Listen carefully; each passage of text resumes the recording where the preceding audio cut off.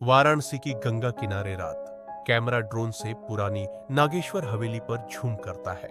हवेली के अंदर कोई ऑगमेंटेड रियलिटी जैसी टेक्नोलॉजी और प्राचीन मूर्तियों के बीच चलता है।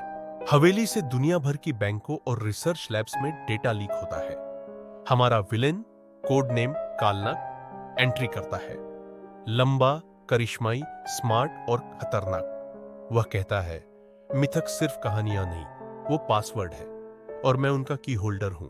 आर्या सेन, 30 वर्ष, खूबसूरत, फिटनेस में कमाल, टेक्नोलॉजी और माइथोलॉजी एक्सपर्ट। वह इंटरपोल से जुड़ी है और भारत आती है। आर्या स्मार्ट ग्लासेस पहनकर आई फोरेंसिक टूल से हवेली का 3D रिकंस्ट्रक्शन करती है।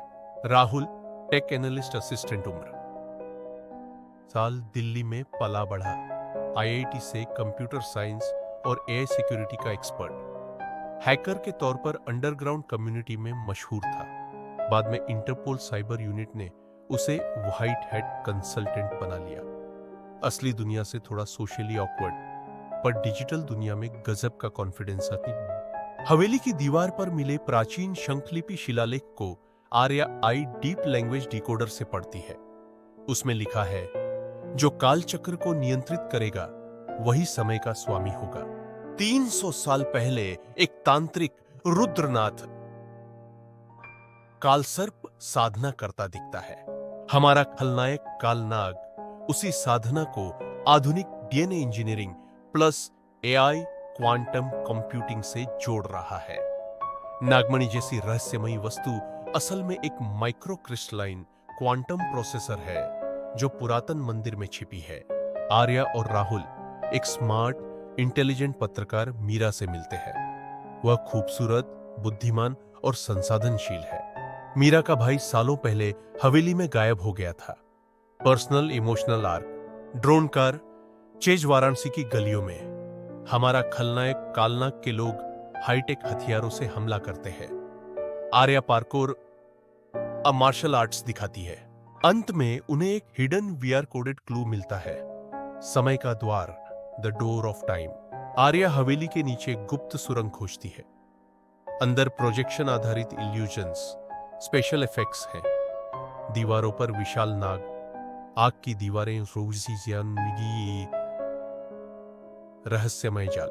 राहुल घबरा जाता है, लेकिन आर्या शर्लॉक स्टाइल डिडक्शन से सब तोड़ देती है। इमोशनल सीन, मीरा को अपने भाई की मृत डिक्रिप्टेड डिजिटल मेमोरी मिलती है। कालनाग ने उसके दिमाग को न्यूरल चिप पर अपलोड किया था।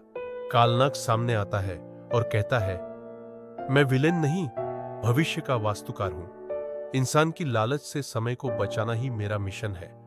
तुम मुझे रोककर मानवता को बर्बाद करोगी। हवेली का गुप्त तहखाना खुलता है। अंदर कालचक्र मशीन, कालनाग क्वांटम प्रोसेसर नागमणि लगाता है। मशीन चालू होती है। समय के पैनोरमिक प्रोजेक्शंस हवा में घूमने लगते हैं।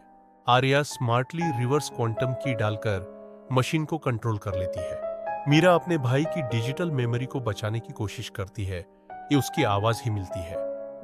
अंत, कालनाग मशीन के अंदर फंस जाता है और समय की लूप में कैद हो जाता है।